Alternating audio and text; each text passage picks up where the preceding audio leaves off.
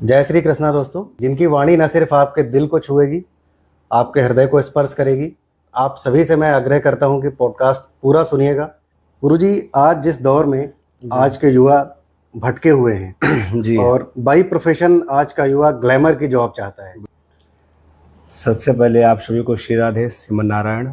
और सबसे बड़ी बात, अगर जो आपको सतमार्ग पर आना है, अपने जीवन को सुधारना है।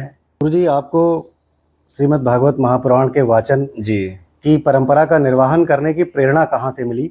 और गुरुजी, कोई ऐसा दौर आया हो आपके जीवन में जी जब आप बहुत ज़्यादा प्रभावित हुए हों? जी जी आपकी कथा से कोई एक परिवार, कोई एक व्यक्ति निजी रूप से अपने जीवन में बहुत सुधार कर पाया हो? हाँ। तो हम छोटे थे, लोग बाग कथा करने आते थे, गुरुजन संत ब्राह्मण, तो हम देखते थे तो हमको अच्छा लगता था। जी। रहे होंगे 8-9 वर्ष के, तब वृंदावन चले गए पढ़ने। अनेक गुरु जी के साथ में रहे, काफ़ी दूर तक गए, छत्तीसगढ़ गए, उड़ीसा गए, महाराष्ट्र गए, नागपुर गए, राजस्थान, हरियाणा, हर जगह यात्रा की। महाराज जी, जब आप कथा सुनाते हैं तो जी। जैसा मैंने भी 2 दिन जी जी आपकी जी जी कथा सुनी, हाँ। भक्त भाव विभोर हो जाते हैं। बिल्कुल उस दिन पूरा देश खुशी से हम्म। आंखों में नमी थी सबके, बिल्कुल बिल्कुल क्योंकि एक आक्रांता आया था हमारे देश में। बिल्कुल। क्योंकि अभी कलयुग का प्रथम चरण है। जी। हर एक युग के 4 चरण हैं।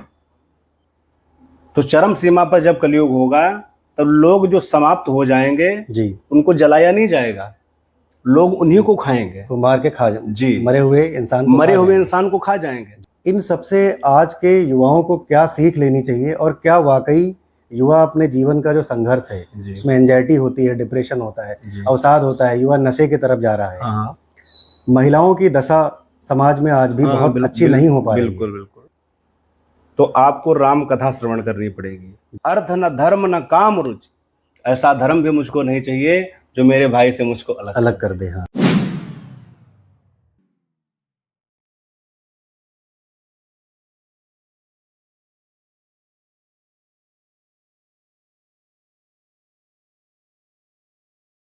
जय श्री कृष्णा दोस्तों। आज हम एक ऐसा पॉडकास्ट करने जा रहे हैं। हमारे साथ एक विद्वान, कथावाचक और सरस श्रीमद् भागवत कथा महापुराण के वाचक हैं। श्रद्धेय पंडित जी, आपका बहुत बहुत स्वागत करते हैं हम अपने द रियल टॉक शो पर। बहुत बहुत मैं आपका होस्ट सचिन प्रभाकर। जिनकी वाणी न सिर्फ आपके दिल को छुएगी, आपके हृदय को स्पर्श करेगी, बल्कि आपके ज्ञान चक्षु को भी खोलेगी और आपकी आत्मा को स्पर्श करते हुए आपके अंदर नैतिकता, आपके अंदर तमाम गुणों का, सद्गुणों का समावेश करेगी। गुरुजी, आज की बातचीत का क्रम शुरू करते हैं। बिल्कुल बिल्कुल। और निश्चित रूप से आज जो आपसे बातचीत होगी वो आम जनमानस के लिए बहुत उपयोगी साबित होने वाली है। बिल्कुल। और आप सभी से मैं आग्रह करता हूं कि पॉडकास्ट पूरा सुनिएगा। निश्चित रूप से भगवान श्री कृष्ण, मर्यादा पुरुषोत्तम भगवान श्री राम, श्रीमद् भागवत महापुराण के माध्यम से भगवान विष्णु की तमाम सारांश और तमाम रेफरेंस के थ्रू गुरुजी हम लोगों को ऐसी शिक्षा देंगे जो हमारे अपने मानवीय जीवन के मूल्यों को बढ़ाने में हमारे लिए बहुत सदुपयोगी साबित होंगी, और पारिवारिक और सांसारिक जीवन जीने में भी हमें बहुत सदुपयोग मिलेगा।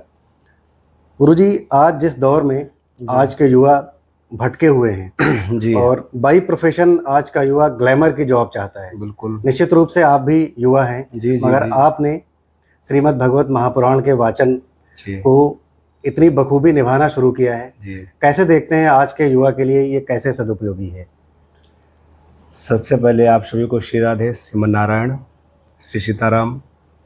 अखंड मंडलाकारं व्याप्तं येन चराचरं तत्पदं दर्शितं येन तस्मै श्री गुरुवे नमः। नीलाम्बुजश्यामलकोमलांगं सीता स्वारोपितवां भागं पाणिर्महासायकचारुचापं नमामि रामं रघुवंशनाथम।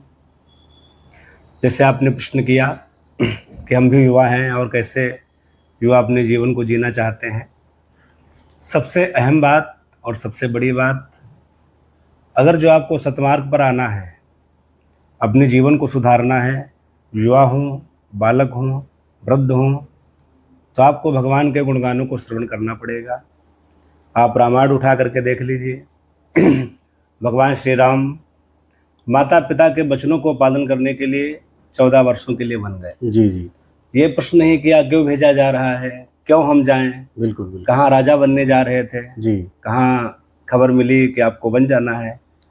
तो पुत्र का धर्म यही है, युवा हैं, संतान हैं, तो उसका धर्म यही है कि माता पिता के बचनों की सेवा करे, ये पुत्र का धर्म है।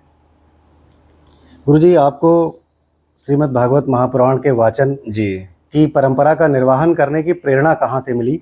और गुरुजी, कोई ऐसा दौर आया हो आपके जीवन में जी जब आप बहुत ज़्यादा प्रभावित हुए हों? जी जी आपकी कथा से कोई एक परिवार, कोई एक व्यक्ति निजी रूप से अपने जीवन में बहुत सुधार कर पाया हो। हाँ हाँ बिल्कुल। शायद हमारी जॉब का ये एक सेटिस्फेक्शन पॉइंट होता है कि हमारे काम से अगर किसी को शांति मिलती है, जी, सुख जी, मिलता है, बिल्कुल बिल्कुल। यही हमारे काम के शायद असली प्रसिद्धि होती जैसे है। आपने प्रश्न किया कहाँ से प्रेरणा मिली, तो हम छोटे थे, लोग बाग कथा करने आते थे, गुरुजन संत ब्राह्मण, तो हम देखते थे तो हमको अच्छा लगता था। जी तो हमने भी विचार किया कि ऐसे कार्य को किया जाए जिसमें खुद भी हम अच्छे बने और दूसरों को भी अच्छे बनाए। बिल्कुल। ऐसे कार्य को किया जाए तो हमारे मन में भाव जगा, क्यों ना कर्म कांड की तैयारी की जाए। जी जी तो हम रहे होंगे 8-9 वर्ष के, तब वृंदावन चले गए पढ़ने। वहाँ हमने कर्मकांड की तैयारी की, शुक्ल यजुर्वेद, जिसमें 1975 मंत्र हैं। अच्छा जी, उसकी हमने तैयारी की, कर्मकांड की तैयारी की 6 साल। जी 6 साल लगे वहाँ। फिर गुरुजी जो हमको पढ़ाते थे, श्री डॉक्टर बैकुंठनाथ शर्मा, जी। परम पूज्य हमारे गुरुजी, और हमारे गुरुजी छोटे गुरुजी विवेक गुरुजी, वो भागवत करते थे। तो हमारे मन में उत्साह आया कि हमको भी अब कर्मकांड की तैयारी हो गई है, जी जी तो भागवत करें, गुरुजी के साथ जाएं, कुछ अध्ययन मिले, कुछ ज्ञान मिले, जिससे अपना भी कल्याण हो सके और सामने वाले का भी कल्याण हो सके। गुरुजी के साथ जाते थे, सीखते थे, जो क्योंकि शुरुआत में सब सीखते ही हैं। बिल्कुल बिल्कुल। तो वहाँ सीखे, थोड़ा अध्ययन किया, ज्ञान लिया, और गुरु की डांट और माता पिता के डांट जिसने सहन कर ली, सच जो ही होगा। निश्चित रूप से। जी, माता पिता डांटते हैं, कुछ भी कह दें, तो पुत्र को बुरा नहीं मानना चाहिए, क्योंकि पत्थर वही मूर्ति बनता है जो बार बार ठोकरें खाता है। ठोकरे खाता है, जो तरासा जाता है। जी, अब पता चले कि कोई आपको कुछ कह दे, मन आपका विचलित हो जाए, आपको गुस्सा आ जाए, तो आप सक्सेस नहीं हो सकते। जी तो गुरु जैसे प्रेरणा हमको मिली। फिर हमने 6 साल कर्मकांड की तैयारी की और 3 साल भागवत की तैयारी की। श्रीमद् भागवत, श्री राम कथा, श्री शिव पुराण, श्री देवी पुराण, अनेक गुरु जी के साथ में रहे। काफ़ी दूर तक गए, छत्तीसगढ़ गए, उड़ीसा गए, महाराष्ट्र गए, नागपुर गए, राजस्थान, हरियाणा, हर जगह यात्रा की। तो वहाँ गुरु जी से प्रेरणा मिली, तो हमने भी विचार बनाया कि भागवत कथा प्रारंभ करेंगे हम भी। तो भगवान की कृपा से आज आपके साथ में हैं। बिल्कुल। और कथा चल रही है। महाराज जी, जब आप कथा सुनाते हैं तो जी। जैसा मैंने भी 2 दिन जी जी आपकी जी जी, कथा सुनी, हाँ, भक्त भाव विभोर हो जाते हैं। बिल्कुल। लेकिन गुरुजी, इस कलयुग में ऐसा कहा जाता है कि कल की अवतार होगा। हाँ हाँ और अभी मर्यादा पुरुषोत्तम भगवान श्री राम के मंदिर का जी शिलान्यास हुआ। यदि आप भी गए होंगे तो देखे हाँ। होंगे कि जब राम जी विग्रह के रूप में प्रकट हुए, उस दिन पूरा देश खुशी से आंखों में नमी थी सबके। बिल्कुल बिल्कुल। क्योंकि एक आक्रांता आया था हमारे देश में, बिल्कुल। और उसने हमारे देश की सभ्यता को, संस्कृति को मिटाने की कोशिश की। जी। क्योंकि उस वक्त उसके हाथ में ताकत थी, वो मिटाने की कोशिश कर रहा था। हाँ। लेकिन चूंकि प्रभु के पद चिन्ह कभी मिटाए नहीं जा सकते, हाँ, आज देश के अंदर कुछ ऐसी व्यवस्थाएं बनी, जी, नैतिक रूप से एक ऐसा भव्य श्री राम मंदिर जी का उद्घाटन हुआ। उसके बाद अब पूरा देश में इस बात की आम कथा हो गई है जी। कि कल की अवतार होगा। कुछ कल की अवतार के बारे में कल गुरुजी की बताएं। अवतार तो होगा, क्योंकि अभी कलयुग का प्रथम चरण है। जी। हर एक युग के 4 चरण हैं, तो अभी कलयुग का प्रथम चरण है। आप देख रहे हैं, जी पति पत्नी में नहीं बनती, जी पुत्र माता में नहीं बनती, भाई भाई में प्रेम समाप्त हो गया। जी तो लोगों का प्रेम समाप्त हो रहा है। अभी ये प्रथम चरण है। जी, जी। आप देख रहे हैं कितने निर्दोष लोग मार दिए जाते हैं, कितने, अब आप खुद ये कार्य हाँ, करते हाँ, हैं तो आपको बिल्कुल। पता है। तो ये प्रथम चरण है। जब प्रथम चरण में ये हाल है, जी जब कलयुग अपनी चरम सीमा पर होगा। हम जब गुरु जी के साथ रहते थे तो अध्ययन किया, संतों से सुना कि कलयुग, अभी लोग मांस खाते हैं, अभी जीव को मार करके खाते हैं, लेकिन जब कलयुग अपनी चरम सीमा पर होगा, जवानी पर, अभी तो कलयुग का जन्म हुआ है, तो चरम सीमा पर जब कलयुग होगा तब लोग जो समाप्त हो जाएंगे जी, उनको जलाया नहीं जाएगा, लोग उन्हीं को खाएंगे। तो मार के खा जी, मरे हुए इंसान को मरे खा हुए जाएंगे। इंसान को खा जाएंगे। जी अभी तो लोग समाप्त हो जाए तो उसको जला देते हैं या गाड़ देते हैं, तब ये कुछ नहीं होगा, वो उसी को खा जाएंगे। ये कलयुग जब अपने जवानी पे होगा, जब कलयुग की चरम सीमा होगी तब कल की भगवान का अवतार होगा, तब वही राक्षस होंगे जी। राक्षस का कार्य तो जी, यही जी। है। तब भगवान उसको नष्ट करेंगे, पुनः पृथ्वी की स्थापना होगी, यदा हि धर्मस्य धर्मस्य ग्लानिर्भवति ग्लानिर्भवति भारत। भारत। महाराज जी, जैसे रामचरितमानस में लिखा है जी। कि कलयुग केवल नाम आधारा, जी जी सुमिर सुमिर नर उतर ही पारा। ये गोस्वामी तुलसीदास जी ने जी। लिखा है। आज इस कलयुग में, जैसे आपने बताया कि अभी कलयुग का बचपना है, जी कलयुग के बचपने में जी ये जो श्रीमद् भगवत कथा का वाचन करते हैं, लोग सुनते हैं, जी, जी। श्रवण करते हैं, कोई राम कथा का आयोजन करता हाँ, है, हाँ, कोई हाँ। कृष्ण लीला सुनाता है। बिल्कुल बिल्कुल।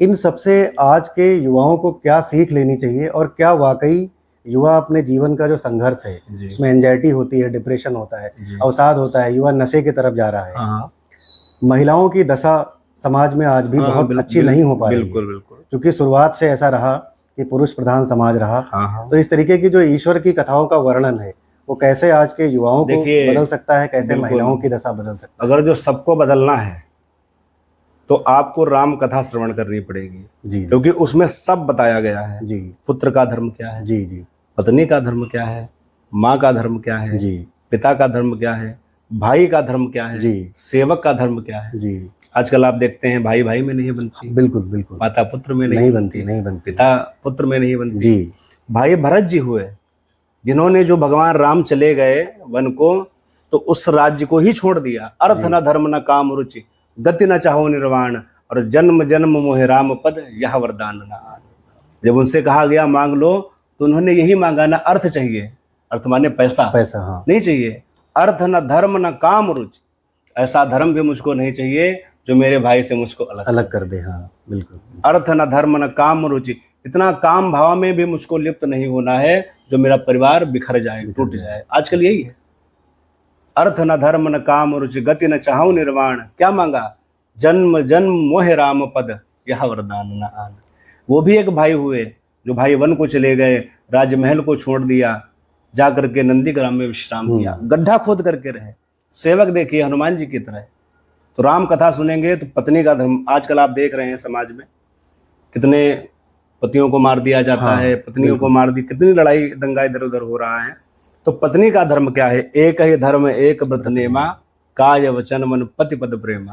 ये सीता जी को बताया गया कि कितनी भी परिस्थिति आ जाए, कुछ भी आ जाए, अपने परिवार को तोड़ो मत। तोड़ने से फिर जोड़ने का प्रयास करोगे तो जुड़ेगा नहीं, और जुड़ भी गया तो आनंद नहीं आएगा। इसीलिए तोड़िए ही मत, पड़ जाए रही मन धागा प्रेम का, मत तोड़ो चिटकाए, और जोड़े से फिर ना जुड़े, जुड़े गांठ पड़ जाए।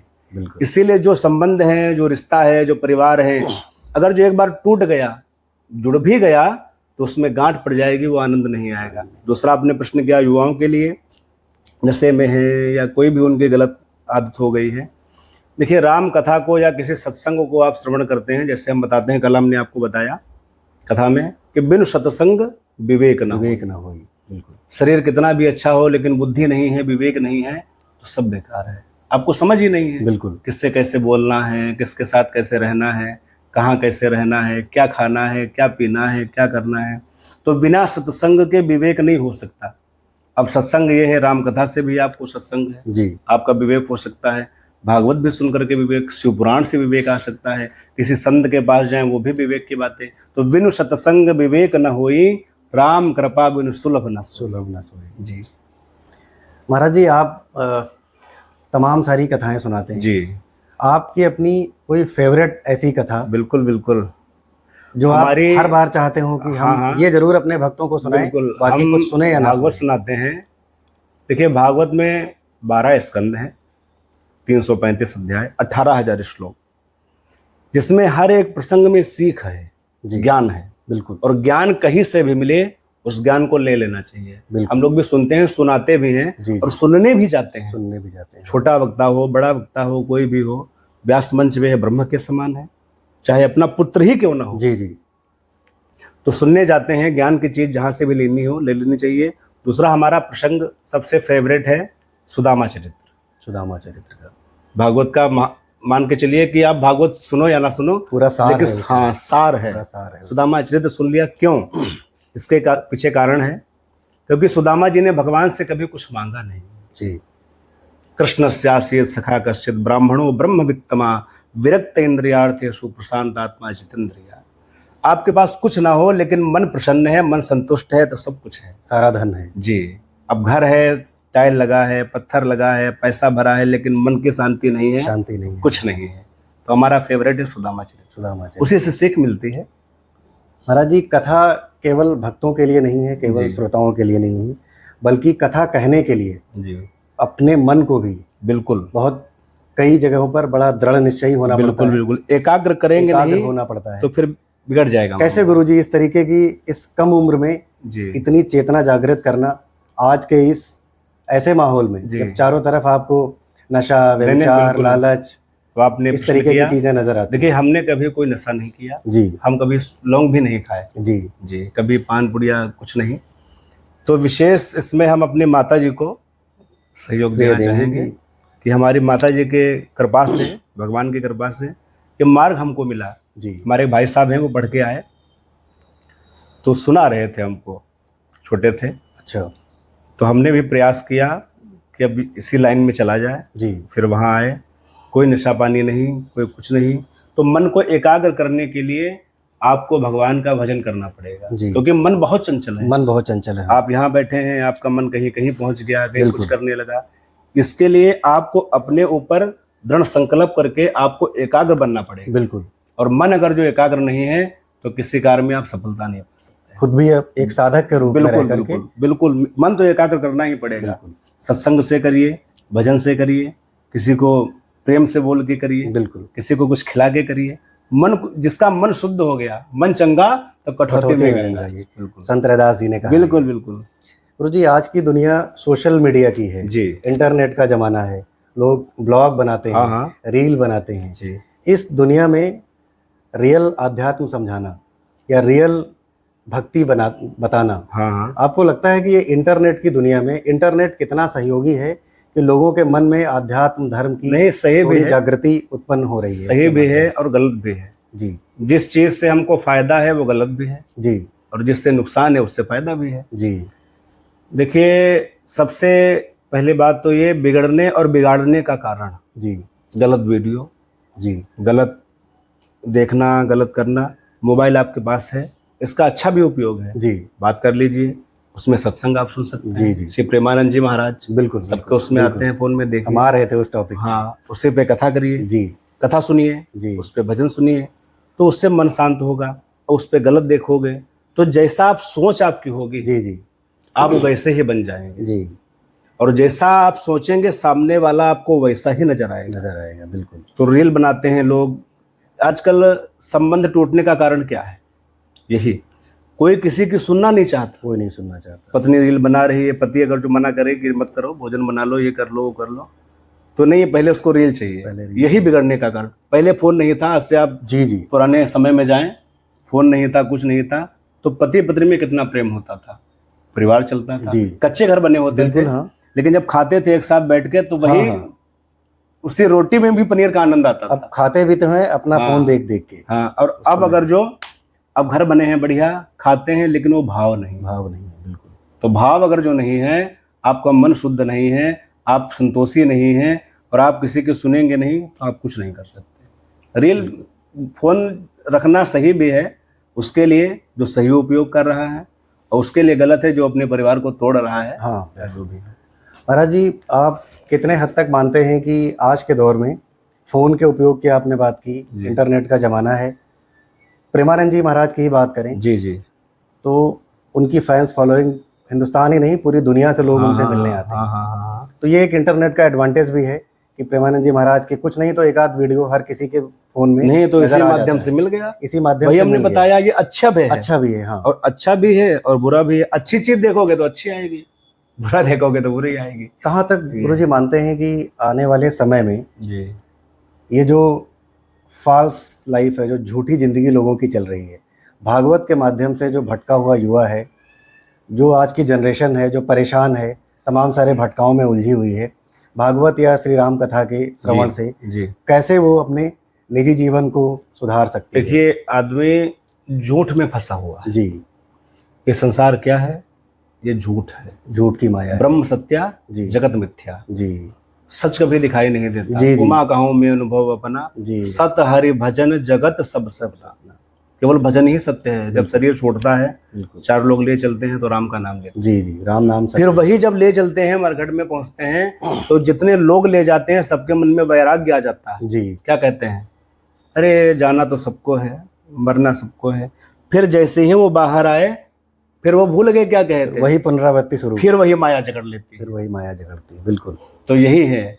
देखिए, सत्य आज छिप गया है, कल छिप गया है, लेकिन आपको एक दिन सत्य मानना बिल्कुल, अवश्य बिल्कुल, पड़ेगा। बिल्कुल। कितना भी आप दुनिया में घूम लें, कितना भी कुछ कर लें, आपको ये मानना पड़ेगा कि ब्रह्म सत्य है, उसके आगे कोई सत्य नहीं। महाराज जी, एक चीज अगर आप देखें तो टीवी सीरियल्स, जी, जहां तक हम बात करेंगे तो हाँ, हाँ। महिला हो पुरुष हो, सब उससे कहीं ना कहीं प्रभावित हाँ, हैं। हाँ। बॉलीवुड की दुनिया से, जी, टीवी जी, सीरियल्स जी, की जी, दुनिया बिल्कुल से, बिल्कुल बिल्कुल। अगर आप उसमें देखें तो कुल मिला के चरित्रहंता सीरियल हैं सारे। हाँ, हाँ, हाँ, बिल्कुल। हर महिला के चरित्र को जी, जी। एक डबल स्टैंडर्ड की कैटेगराइज से करके उसको हाँ। दिखाया जा रहा है। उसका असर आने वाली पीढ़ियों पर ऐसा पड़ रहा है कि जो आने वाली जनरेशन है वो भी उससे बहुत गहराई से प्रभावित है। जी, देखिए, जो जैसे बच्चे हमारे आपके हैं या कोई भी हो, जो जैसा देखेगा वैसा ही करेगा। वैसा बनेगा, उसको वो ठीक लगने लगेगा। हाँ, कि अब ये सीरियल आ रहा है, अब हम ये देखें, तो उसको लगेगा यही सच है, यही सही सच है। बिल्कुल। और उसको आप दिखाओगे कि भैया कथा है, सत्संग है, भगवान हाँ, है, तो उसको वही नजर आएगा। जिस हिसाब से आप मिट्टी का बर्तन बनाओ, जी, तो जिस सांचे में उसको आप ढाल देंगे, जी, वो वैसे ही बन जाएगा। तो उसी हिसाब से बालक हैं, बच्चे हैं, आप जिस सांचे में ढालेंगे, आपको उसी सांचे में वो ढलेगा। फिर बाद में कहते हो बच्चा चला गया, बेटी चली गई, बेटा चला गया, खुद की गलती है बिल्कुल, माता पिता की बिल्कुल। कि उसको सही नहीं करना चाहते।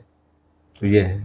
महाराज जी, अब थोड़ा सा आपके निजी जीवन के बारे में भी बिल्कुल बिल्कुल जानेंगे जानिए, बिल्कुल जानिए। कि अब आप एक साधक के रूप में अभी बता रहे हैं कि क्योंकि हमें राम कथा श्रवण करानी है जी, तो खुद भी साधना करनी पड़ती है। बिल्कुल बिल्कुल। कैसे अपने जीवन को बैलेंस करते हैं कि एक आध्यात्मिक जीवन जीते हैं और चूंकि परिवार से जुड़े हैं, बिल्कुल माता बिल्कुल पिता भाई बिल्कुल बहन, सब हैं। सबके साथ कैसे सामंजस्य बिठाते हैं? देखिए, सबसे बड़ी जिम्मेदारी घर की जिम्मेदारी है, बिल्कुल। गृहस्थ आश्रम। जी, जी, जिसने गृहस्थ आश्रम की जिम्मेदारी को उठा ली, उससे बड़ा मैं संत किसी को नहीं तब कर मानता। लिया उसने। बिल्कुल, वो सबसे बड़ा संत जी, है। जी, क्योंकि उसने घर की भी जिम्मेदारी उठाई, बाहर, अब हम लोग खुद हैं, जी, घर जाते हैं तो घर की जिम्मेदारी, बाहर आते हैं जैसे आप लोग सब लोग हैं यहाँ, जी, ये भी जी। अपना घर हो गया 7 दिन के लिए। बिल्कुल। तो सब यहाँ की आपके अपने हैं। जिम्मेदारी कि कैसे क्या करना है, किससे कैसे बोलना है, जी, किससे जी। कहाँ। अब 7 दिन के बाद जाएंगे, कष्ट होगा, जी। क्योंकि प्रेम हो गया। एक, तो जो जिसने जिम्मेदारी घर की उठा ली, वो हर जगह सक्सेस हो सकता है। जी, और आजकल यही आप देख रहे हैं, घर की जिम्मेदारी लोग उठा नहीं पाते, इसीलिए घर टूट जाता है। घर टूट जाते हैं, एकदम सही बात। टूटने का कारण यही है। एकदम वो डर के भागते हैं। हाँ, अरे जीवन का क्या सच है, करेंगे, उससे क्या डर के नहीं। भागते हैं। तो उस जिम्मेदारी से, क्योंकि जिंदगी का नाम संघर्ष है। जी, जी। संघर्ष जिसके जीवन में नहीं आया, फिर वो आनंद की अनुभूति नहीं कर सकता है। महाराज जी, अगर आप देखें तो हिंदुस्तान में भी एक चलन बढ़ रहा है, जी, जापान और फ्रांस कंट्रीज की तरह, कि 30-32% जो युवा हैं जी, वो मैरिड लाइफ नहीं जीना चाहते हैं। हाँ, हाँ, लेकिन वो मैरिड लाइफ नहीं जीना चाहते हैं, लेकिन वो आध्यात्मिक नहीं होना चाहते, वो वैराग्य की तरफ नहीं जा रहे हैं, हाँ, हाँ, वो ईश्वर को प्राप्ति की बात नहीं कर रहे हैं, वो कोई चेतना जागृत नहीं कर रहे हैं। इसके बदले वो अवसाद में जा रहे हैं, फिर अवसाद से नशे में जा रहे हैं, हाँ, व्यभिचार में जा रहे हैं। बिल्कुल। लेकिन वो पारिवारिक जीवन का निर्वहन करने में अपने आप को सक्षम नहीं पा रहे हैं, इसलिए वो कहते हैं शादी नहीं करेंगे।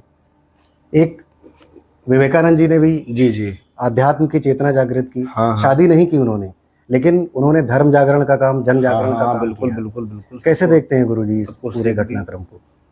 देखिए, युवाओं का क्या है, अब वो नशा भी करते हैं, उनको कोई, देखो, पहले आप किसी को अच्छी बात बताओ तो उसको समझ नहीं आती। बिल्कुल। जैसे विवाह, पहले आप देखते थे, विवाह होते थे, 10 रुपए होते थे, लेकिन लोग खुश होते थे, खुश होते थे। क्योंकि वो अपना मैनेज कर लेते थे। परिवार की जिम्मेदारी, जी। पुत्र को भी देखना है, पत्नी को भी देखना है, माँ को भी देखना है। आजकल लोग इससे दूर भाग रहे हैं। दूर भाग रहे हैं। अरे हम विवाह नहीं करेंगे, ऐसे ही रहेंगे। हाँ, देखिए, विवाह नहीं करेंगे तो वंश वृद्धि नहीं होगी। बिल्कुल। वंश बढ़ाना है, विवाह करना पड़ेगा, और विवाह के लिए आपको जिम्मेदारी उठानी पड़ेगी। पत्नी की रक्षा, बिल्कुल, बिल्कुल। पुत्र की रक्षा, बिल्कुल। पढ़ाई लिखाई, जो सब भी कुछ है समाज में, वो सब करना पड़ेगा। तो इससे आप पीछे भाग नहीं सकते हैं। कितना भागेंगे? जी, जी, कौन कौन भागेगा? बिल्कुल। ये है। गुरुजी, आज के पॉडकास्ट का जी, हमारी तरफ से अंतिम सवाल, बाकी आप जो बताना नहीं, चाहेंगे। बिल्कुल।